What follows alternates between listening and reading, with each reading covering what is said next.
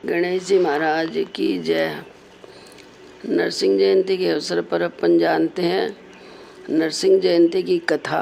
हिरण्यकशिपु का वध करने के बाद में भगवान नरसिंह का क्रोध शांत नहीं हुआ, तब भक्त प्रहलाद को देवताओं ने उनके गोद में बिठाया। तब वो उसको सहलाने लगे प्यार से।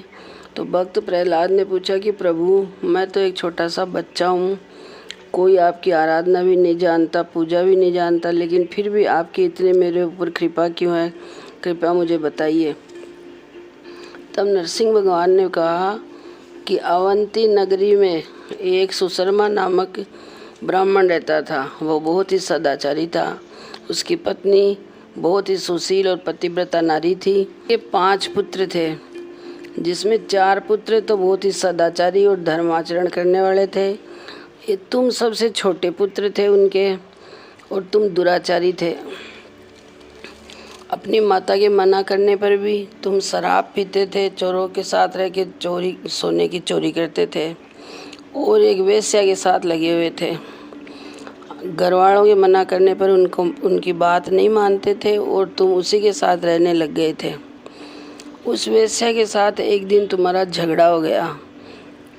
झगड़ा होने पर एक दूसरे से तुम बोले नहीं आपस में, और दिन भर तुम लोगों ने भोजन नहीं किया क्रोध के कारण। तो फिर बाद में रात्रि भर जागते रहे और अपने अपने कर्मों पर विचार करते रहे दोनों, कि अपने को ऐसा नहीं करना चाहिए, हम गलत कर रहे हैं। इस तरह से करके और तुम दोनों ने मेरा ही ध्यान किया पूरी रात। और उस दिन थी नरसिंह चतुर्दशी थी, बैसाख। फिर तुमने रात भर जागरण भी अनायास ही करा, और अनायास ही तुम भूखे रह गए। तो इस वजह से तुम्हारा व्रत भी हुआ और रात्रि जागरण भी हुआ, और फिर मैं प्रसन्न हो गया तुमसे। तो वो अप्सरा तो थी, उसको तो मोक्ष मिल गई, और तुमने दूसरा जन्म पाकर प्रहलाद के रूप में हिरण्यकशिपु का पुत्र बना। तो तुमने अनाचार किए थे, इसलिए तो तुम्हें राक्षस का बेटा बनना पड़ा। और सदाचार एक रात का तुमने और व्रत किया नरसिंह जयंती का अनायास ही, तो इसलिए तुम भगवान के भक्त बन गए और तुम्हारी बुद्धि अच्छी हो गई दूसरे जन्म में।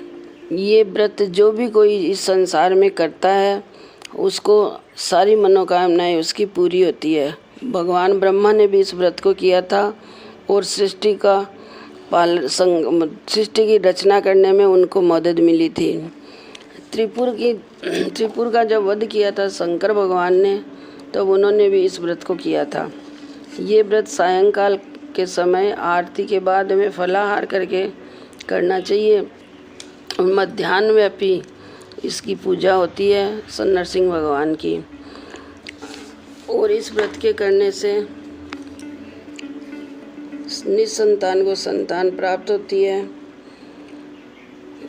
निर्धन को धन मिलता है, आयु चाहने वालों को शिव के समान आयु प्राप्त होती है, और स्त्रियों को ये व्रत करने से पुत्र और सौभाग्य की प्राप्ति होती है। वे कभी विधवा नहीं होती है, और कभी भी उनको अपने पुत्र का शोक जीवन में नहीं देखना पड़ता है, और भगवान उन्हें उत्तम जन्म देता है और धन धान्य से परिपूर्ण करता है।